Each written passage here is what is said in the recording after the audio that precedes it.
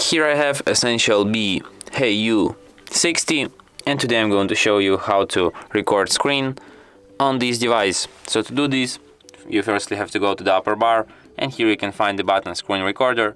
Just hold your finger on it to access some of its settings.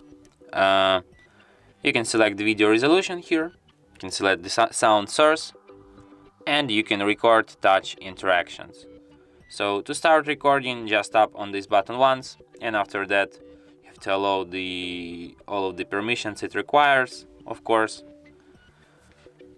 And after a countdown, the recording starts. So let's record some of our screen for some recording.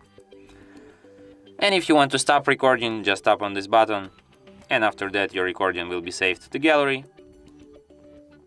to the videos screen recorder album, and here it is. So let's record some of our screen for some recording.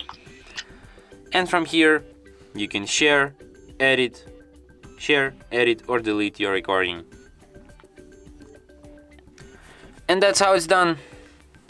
So thanks for watching. If you find this tutorial useful, don't forget to hit that like button and subscribe to our channel.